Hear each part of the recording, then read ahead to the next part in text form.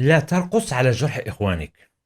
كان هذا عنوان حملة مغربية على مواقع التواصل الاجتماعي لمقاطعة مهرجان موازين اللي غيتنظم مدينة الرباط ما بين 22 حتى ل 30 من يوليو. في النسخة التاسعة ديالو هذه الحملة الإعلامية كانت بالخصوص على منصتي انستغرام والفيسبوك، واللي شاركوا فيها مجموعة من المغاربة تحت شعار قاطعوا موازين، اللي وصلت في الساعات الأولى ديالها حتى ل 62 ألف مشارك، وذلك احتراما لدماء إخواننا الفلسطينيين. هادشي كيخلينا نطرحوا مجموعة من الأسئلة اللي كتحيرنا في الحقيقة. علاش اختارت الدولة تنظيم مهرجان موازين وهي عارفة بداكشي اللي واقع حاليا في هذيك المنطقة؟ واش الدولة هي اللي كتنظمو من جيبها، ولا كما كنسمعوا ممول من طرف مؤسسات حكومية أخرى غير حكومية؟ وإذا كانت هي اللي ممولة ديالو فعلا، علاش تلغى في فترة كورونا وما قدراش تلغيه في هاد الظرفيه الاستثنائيه ديال هاد الشيء اللي واقع؟ وشنو راي المغاربه في هاد الشيء؟ واش كاين معارضين لهاد الحمله، ولا في الاخر كلشي تضرب في الزيرو ولقاو كلشي حاضر كيشطح ويردح وكانه ما طاري والو في العالم؟ والا بغينا نفكروا اقتصاديا، شنو كيستافد المغرب من هاد المهرجان؟ قبل ما ندوي على هاد الشيء ما تنساش اشتراك في القناه، والا كنتي مهتمين بهاد المواضيع دير لايك وفعل الجرس باش يوصلك اي فيديو جديد حطيناه في هاد القناه. ويلا نبداو على بركه الله.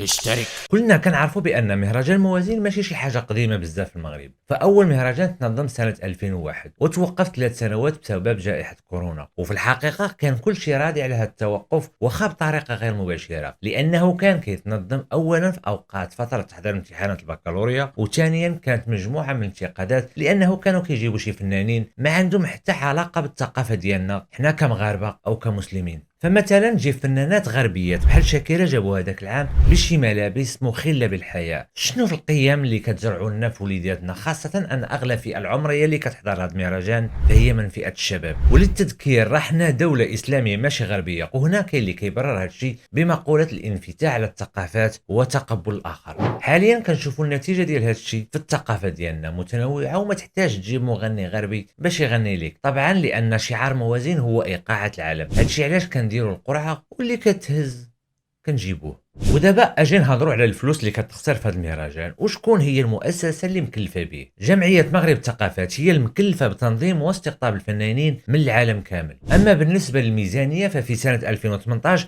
وصلت ميزانيه اللي كتجاوز 15 مليار بتمويل من شركات تابعه للدوله، سواء كليا ولا جزئيا بنسبه 99%، وهذا التمويل من اجل اغراض تجاريه، مثلا شركه اتصالات المغرب، مكتب الشريف للفوسفات، صندوق الايداع والتدبير المملوك للدوله وغيرها من المؤسسات. وصرح جمعية مغرب الثقافات أن مهرجان موازين سنة 2012 أصبح مستقل، بمعنى ما كيعتمدش على حتى شي مساهمة خارجية، ولكن مؤخرا ومع الحملة ديال المقاطعة صرحت الجمعيه ان التمويل العمومي ما بقاش ولا كيتعتمد على تمويل شركات خاصه اللي قلنا عندها اغراض تجاريه بنسبه 32%، والعائدات ديال التذاكر والبطاقات بالاضافه للمساحات الاعلانيه اللي كيكريوها الشركات اخرين بنسبه 68%. وكتفسر الجمعيه على ان مهرجان كيحقق واحد النمو اقتصادي اللي كيوفر 3000 فرصه عمل في قطاعات النقل والمطاعم والفنادق والمتاجر، وكيستقطب اكثر من مليوني شخص كل عام، اللي كيخلي قطاع الفنادق تنتعش بواحد الصوره ملحوظه، بحيث انها قالت انه كيوصل النمو فيها حتى ل 22%. ودابا اجي نشوفوا اراء المغاربه في هذه المقاطعه.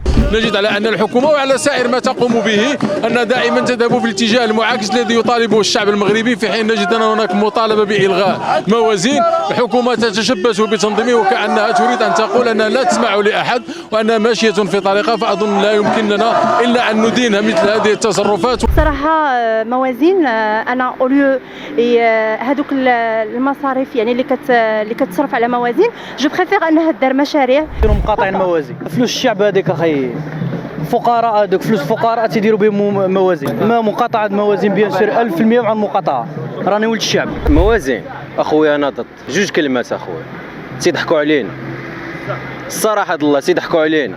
دوكو فهمتيني، باش تجيب واحد الفنان اللي هو اصلا ما محتاجش داك المبلغ اللي انت غتعطيه، وتجيبوا البلاد اللي هي داك المبلغ محتاجاه بزاف باش دير بزاف د الحوايج، دوكو فهمتيني سا سفي با. دونك من واحد الناحيه انا كونتر.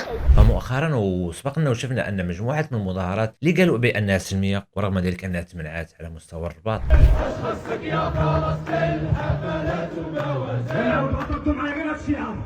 وعلاش خصك يا فلسطين الحفلات وموازين؟ وعلاش خصك يا فلسطين الحفلات وموازين؟ وعلاش خصك يا فلسطين الحفلات والموازين؟ أشخصك يا فلسطين الحفلات والموازين والانقلابات الموازين وفي بلاد المطبعين أشخصك.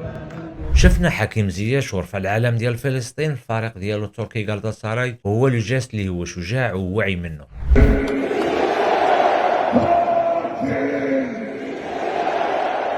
ودينيا شفناه ياسين العماري والخطاب ديالو. واش ما نملوحش فؤادي انا في الزنقه ملي كنشوف المسلمين داخل تيعلف في امان الله وحفظه وبحجابها وبلحيته تيدخل يعلف في الماكدو وتيخرج وما على بالوش.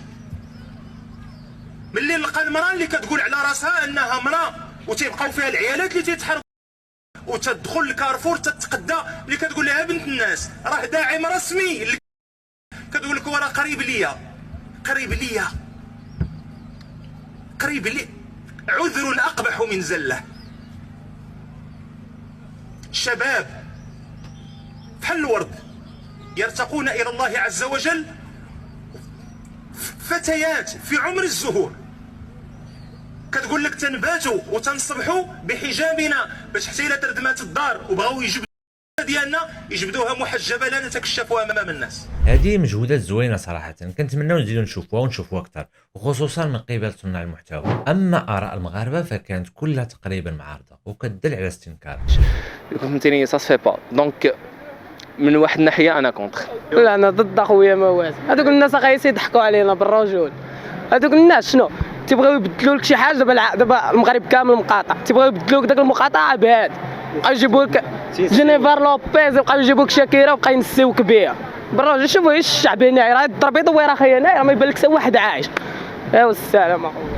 بعد ما المغاربه باقي ما تقبلوش فكره الطبيعه، ما غاديش يقبلوا كذلك الشطيح والرديح والناس كتموت. من العار الدنيا مقربله اكثر من نص ديال العام، وفي الاخر ما تقدرش تقاطع الموازين. فكما بزاف ديال الناس قاطعوا مجموعه من المنتوجات اللي كتدعم المحتل، حتى حنا خاصنا نديروا نفس المبادره. وهنا فين كتبان الانسانيه عند كل واحد. الا كنتي مازال كتفرج في هذا الفيديو حتى لهنا، كنتمنى انك توقف هذا الفيديو وتكتب مقاطعين موازين اجل فلسطين. وقبل ما نسالي الفيديو ديالي نخلي لكم رسالة من خوتنا الفلسطينيين، ودمتم في رعاية الله، والسلام عليكم ورحمة الله تعالى وبركاته.